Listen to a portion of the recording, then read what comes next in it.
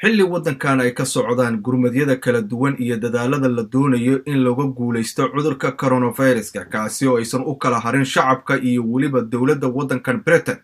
ayaa haddana dhalinyarada Soomaaliyeed ee ku nool waddankani waxa ay qorshaysteen inay qayb weyn ku yeeshaan gurmadyada kala duwan ee la fidinayo isla markaana la doonayo in dadka lagu samata bixiyo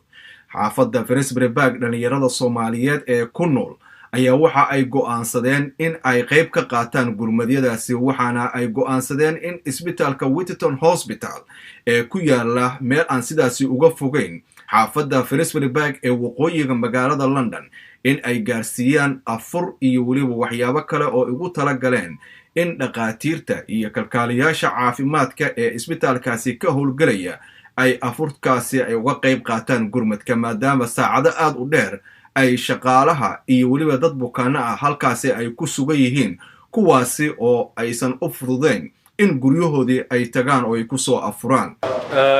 halkan waxaan isugu nimay galabta waxaan ka qayb qaadanaynaa arrinta ka dhacday adduunyada dhan ka dhacday ee coronavirus marka anagoo saaxiibo Finsbury Park ayaa isu nimid waxaanu istusinay inaanu ka qayb qaadano arrinta oo aanu sidan xoogaa lacagaan iska ururnay waxaanu samaysanay GoFundMe site leedah lacagtan doonayna inaanu cunto maanta ku iibino ka aragtaan halkan lagu samaynayo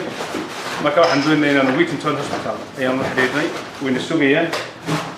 todobada iyo markaan la balansanay inaanu geyno ilaahay khayr ka siiyo friends badan oo xaafadda Finsbury Park degan iyo qaar kale oo North London iyo degan baa ka qayb qaatay waxa waa arrin aad u wanaagsan community-yada kale ee magaalada deganaa ama dalka deganaa sida Turkiga Mongolia Hindida dhammaan way ka wada qayb qaateen marka anaguna waxaan istusinay inaan ka qayb qaadano marka جزاك الله خير قف كستو وحيي بسم الله الرحمن الرحيم waxaan jeclaan lahayn dadka kale ee degan magaalada London guud ahaan ama meel walba ma UK ba inay ayagana ka qayb qaataan sidaan anaga u qayb qaadanayno kale inay caawiyaan dadka walaalaha xanuunsan dhibaataysan ama jirana isbitaalada ku jira ama ka shaqeeya NHS-ka marka waxaan leenahay dadka laftigiina isxilqaam waxaynu xilligan ugu aadinay maadaama ay Ramadaan tahay bil rasoon ay tahay dad walaalaha oo sooman oo ka shaqeeya isbitaalada gaar ahaan isbitaalka Whittington oo muslimiin u badan ama ku jira xanuunsan oo yaala meesha inaan afur u geyno oo aan la ku beegno bisha Ramadaan waxay noo tahay nasiib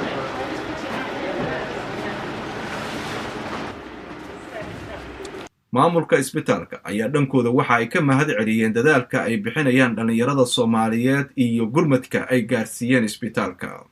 Just like to say a huge thank you to Abdi and his friends and colleagues and wish everybody a Ramadan Mubarak because this means so much to our Muslim staff who are fasting at the moment and working really long hours. And they will be so grateful for this lovely offer of food.